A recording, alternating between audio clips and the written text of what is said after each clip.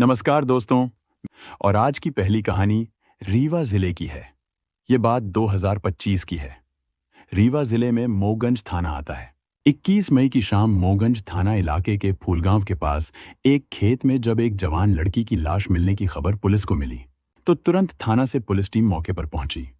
खेत में गांव से थोड़ा दूर एक बहुत ही सुंदर युवती की लाश पड़ी थी। उसके कपड़े अस्त व्यस्त थे और गले पर निशान भी साफ दिख रहे थे। ये देखकर पहली नजर में ही पुलिस को शक हुआ कि लड़की के साथ पहले बलात्कार किया गया और फिर गला दबाकर उसकी हत्या कर दी गई। अब सच्चाई पता करने के लिए पोस्टमार्टम रिपोर्ट जरूरी है और सबसे पहले ये जानना जरूरी है कि वो लड़की कौन थी। जब तक उसकी पहचान नहीं होगी तब तक आरोपी तक पहुंचना मुश्किल है।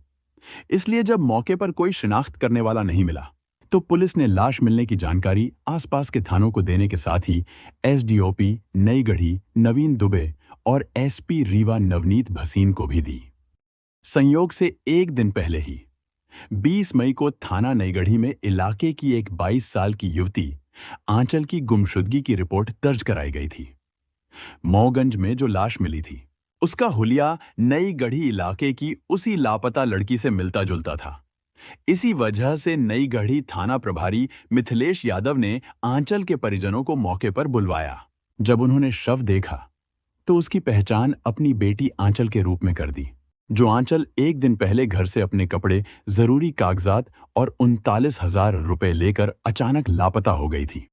उसकी गुमशुदगी नई गढ़ी थाने में दर्ज करवाई गई थी। इसके बाद नई गढ़ी पुलिस ने मामले की जांच शुरू कर दी। जिस तरह आंचल घर से पैसे, कपड़े और दस्तावेज लेकर गई थी, उससे यह अंदेशा लगाया गया कि मामला प्रेम प्रसंग से जुड़ा हो सकता है। इसलिए पुलिस ने सबसे पहले आंचल के मोबाइल की कॉल डिटेल निकालने की तैयारी शुरू की, ताकि यह पता चल सके कि वह किसके संपर्क में थी और आखिरी बार किससे बात हुई थी। लेकिन उससे पहले ही पुलिस के हाथ एक अहम सुराग लग गया, जिसने न सिर्फ पूरी कहानी को एक दिशा दी बल्कि एक संदिग्ध आरोपी का नाम भी सामने ला दिया। दरअसल हुआ ये कि 21 मई को जिस दिन आंचल का शव मिला था, उस दिन अंधेरा हो जाने के कारण पुलिस ने घटनास्थल को सुरक्षित कर दिया और अगली सुबह एफएसएल के साथ दोबारा जांच के लिए पहुंची। जब टीम ने आसपास के इलाके को अच्छे से खंगाला तो उसी खेत में थोड़ी दूरी पर एक पेड़ से फंदा बना हुआ दुपट्टा, कुछ रुपए और एक लव लेटर मिला। यह प्रेम पत्र खुद मृतका आंचल ने अपने प्रेमी अमित के नाम लिखा था, जिसमें उसने बचपन के प्यार का जिक्र करते हुए उससे शादी करने की इच्छा जताई थी। इस खत ने सीधा सीधा अमित को इस पूरे मामले में संदिग्ध बना दिया। इसी आधार पर एसपी रीवा नवनीत भसीन के निर्देश पर एसडीओपी नई गढ़ी नवीन दुबे द्वारा इस केस की गंभीर जांच के लिए एक विशेष टीम गठित की गई। जांच टीम ने तुरंत कार्रवाई करते हुए एक साथ कई जगहों पर दबिश दी और प्रेमी अमित सिंह, पिता नरेंद्र बहादुर सिंह, निवासी फूलकरण सिंह को हिरासत में ले लिया। पूछताछ के दौरान पहले तो अमित ने पूरे मामले से खुद को अनजान बताया और आंचल से प्रेम संबंध होने की बात को भी नकारता रहा। लेकिन जब पुलिस ने सख्ती दिखाई और पूछताछ का रुख थोड़ा कड़ा किया तो आखिरकार अमित टूट गया और आंचल की हत्या करने की बात कबूल कर ली। इतना ही नहीं, उसने आंचल के पास से लूटे गए 39,000 रुपए में से खरीदा गया सामान और बचे हुए 19,000 रुपए भी पुलिस को सौंप दिए। इसके बाद पुलिस ने उसे अदालत में पेश किया, जहां से उसे जेल भेज दिया गया। फिर धीरे धीरे पूरी कहानी सामने आ गई। दरअसल आंचल और अमित एक ही गांव के रहने वाले थे और बचपन से एक दूसरे को जानते थे। गांव में पहले स्कूल न होने के कारण वे दोनों पास के गांव के स्कूल में गांव के दूसरे बच्चों के साथ साथ पढ़ने जाया करते थे। इसी दौरान जब दोनों किशोरावस्था में पहुंचे तो एक दूसरे के प्रति उनका आकर्षण और गहरा होता गया। धीरे धीरे ये मासूम दोस्ती प्यार में बदल गई और दोनों ने एक दूसरे को दिल दे दिया। किशोर उम्र में शुरू हुआ ये रिश्ता जब जवानी की दहलीज पर पहुंचा तो उनका प्यार इतना गहरा हो गया कि सिर्फ मन ही नहीं, तन से भी वे एक दूजे के हो गए। तन के मिलन से जहां अमित को कोई फर्क नहीं पड़ा, वहीं आंचल के लिए ये रिश्ता उसके दिल दिमाग पर भारी पड़ने लगा था। संबंध बन जाने के बाद वह अंदर से परेशान रहने लगी थी और इसी डर से उसने अमित से अकेले में मिलना तक कम कर दिया था। ये देखकर अमित ने चालाकी से आंचल को फिर से अपने जाल में फंसाने की कोशिश की। उससे शादी करने का वादा कर लिया। शादी का वादा सुनकर आंचल को लगा कि अब अमित ही उसका होने वाला पति है और इसी भरोसे के साथ उसने फिर से पूरी तरह खुद को उसके हवाले कर दिया। कई सालों तक दोनों के बीच तन और मन का ये रिश्ता चलता रहा। लेकिन असली परेशानी तब शुरू हुई जब आंचल के घर वालों ने उसकी शादी के लिए लड़का देखना शुरू कर दिया। ये बात आंचल को चुभ गई और उसने अमित पर दबाव बनाना शुरू कर दिया कि वह जल्द से जल्द उससे शादी करे, वरना घर वाले उसकी शादी कहीं और कर देंगे। लेकिन अब तक अमित का आंचल से मन भर चुका था। उसके घर वालों ने गंगेव गांव की एक दूसरी लड़की को उसके लिए पसंद कर लिया था और वह परिवार शादी में अच्छा खासा दहेज भी देने वाला था। इसी वजह से अमित ने आंचल से दूरी बनानी शुरू कर दी और अब वो चुपके चुपके अपनी मंगेतर से फोन पर प्यार जताने लगा था। जब आंचल को लगा कि अब वक्त हाथ से निकलता जा रहा है और उसके परिवार वाले कभी भी उसका रिश्ता कहीं और तय कर सकते हैं, तो उसने अमित पर शादी का दबाव और बढ़ा दिया। बात यहां तक पहुंच गई कि आंचल ने अमित को धमकी दी कि अगर उसने जल्दी शादी नहीं की तो वो अपनी जान दे देगी। अमित जानता था कि गांव में कई लड़कों को उसके और आंचल के बीच चल रहे प्रेम और शारीरिक संबंधों की जानकारी है। उसे डर था कि अगर आंचल ने कुछ भी किया या बात खुल गई तो उसका नाम बदनाम होगा और साथ ही गंगेव वाली मंगेतर से होने वाली उसकी शादी भी टूट सकती है। इस डर और दबाव ने अमित को इस कदर तोड़ दिया कि उसने आंचल को हमेशा के लिए रास्ते से हटाने की ठान ली। उसने प्लान बनाया कि वह आंचल को गांव से दूर ले जाकर पहले उसके साथ शारीरिक संबंध बनाएगा और फिर उसकी हत्या कर देगा। अमित के दिमाग में चाल पूरी तरह से तैयार हो चुकी थी। उसका सोचना था कि अगर वह आंचल की हत्या के बाद सीन को कुछ इस तरह सेट करेगा तो पुलिस यही मानेगी कि किसी अनजान युवक ने उसके साथ बलात्कार किया और फिर गला दबाकर उसकी हत्या कर दी। इससे उस पर शक नहीं जाएगा और वो साफ बच निकलेगा। योजना के मुताबिक 20 मई को अमित ने आंचल को गांव के बाहर मिलने बुलाया। उसने उसे भरोसा दिलाया कि वे दोनों रीवा जाकर शादी कर लेंगे और कुछ दिन बाद वापस गांव लौट आएंगे। आंचल, जो पहले से भावनात्मक रूप से जुड़ी हुई थी, इस वादे पर पूरी तरह यकीन कर बैठी और बिना किसी शक के उसके साथ चल पड़ी, बिल्कुल इस उम्मीद में कि अब उसका सपना पूरा होने वाला है। लेकिन उसे क्या पता था कि यह उसका आखिरी सफर होगा। आंचल, जो हर पल अमित के नाम पर जी रही थी, इस बात से न सिर्फ बहुत खुश हुई बल्कि उसे यह विश्वास हो गया कि उसका सपना जल्द ही पूरा होने वाला है। इस उम्मीद में उसने घर से 39,000 रुपए और कुछ जरूरी कागजात और कपड़े एक बैग में रखकर गांव के बाहर खड़े अमित से मिलने पहुंच गई। अमित ने जब देखा कि आंचल बैग लेकर आई है तो वह थोड़ा घबराया।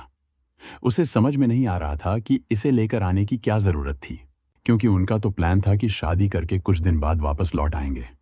लेकिन आंचल ने उसे समझाया कि घर वालों से विवाद हो सकता है, इसलिए वह घर से कुछ पैसे लेकर आई थी ताकि वे कुछ दिन बाद वापस आकर सबको बता सकें।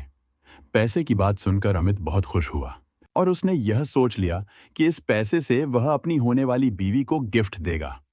उसने अब पूरी तरह से आंचल को अपने काबू में करने का मन बना लिया था। आंचल को गांव से लेकर भागने के बाद जब अमित फूलगांव पहुंचा तो अंधेरा होने लगा था। यह देखकर अमित ने आंचल से खेत में चलकर कुछ समय अकेले बिताने और प्यार करने की बात की।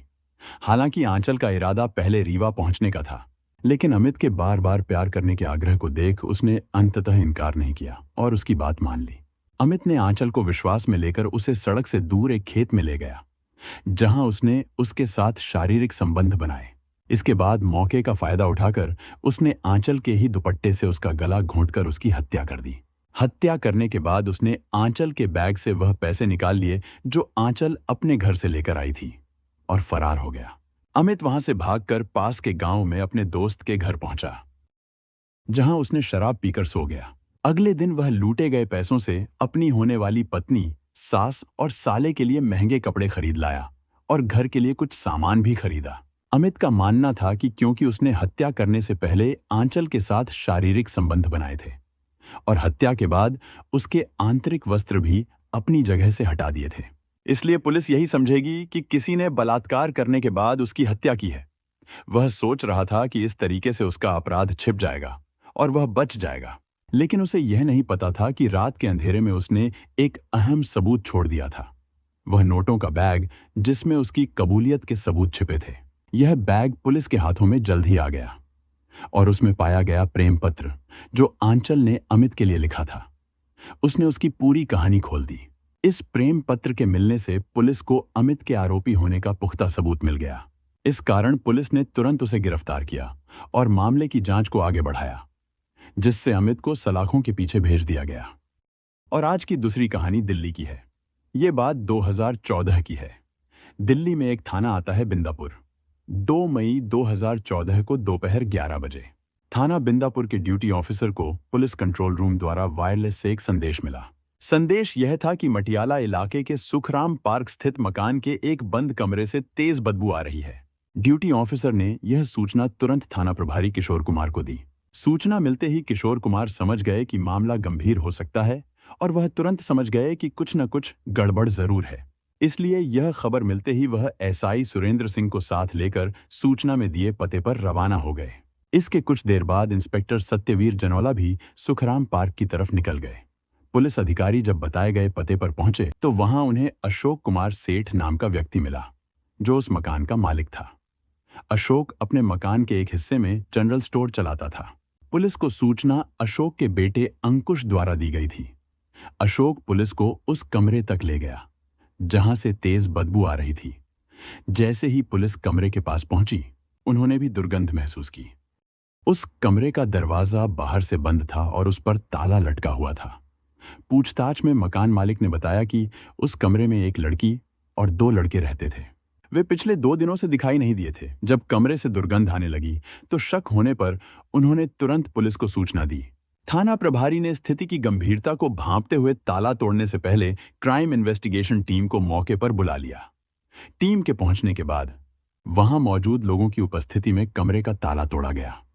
दरवाजा खुलते ही अंदर से उठती बदबू और भी तेज हो गई। पुलिस की नजर फर्श पर फैले एक काले रंग के लिक्विड पर पड़ी, जो कमरे में बनी अलमारी से बाहर की ओर बह रहा था। यह देखकर संदेह हुआ कि अलमारी के भीतर ही कुछ ऐसा है जिससे यह लिक्विड रिस रहा है। अलमारी लकड़ी की बनी हुई थी और बाहर से सिटकनी लगी थी। मन में गहरी आशंका के साथ थाना प्रभारी ने उसे खुलवाया। जैसे ही अलमारी का दरवाजा खुला, एक तेज सड़ांध का भभका पूरे कमरे में फैल गया और सामने का दृश्य देखकर सभी लोग दंग रह गए। अलमारी के बीच वाले हिस्से में एक युवती की लाश रखी हुई थी। लाश को देखते ही मकान मालिक अशोक कुमार ने पहचान करते हुए बताया कि यह उसी लड़की की लाश है जो इस कमरे में किराए पर रहती थी। उसने लड़की का नाम कियारा पार्कर बताया। क्राइम इन्वेस्टिगेशन टीम द्वारा आवश्यक फॉरेंसिक जांच पूरी करने के बाद थाना प्रभारी किशोर कुमार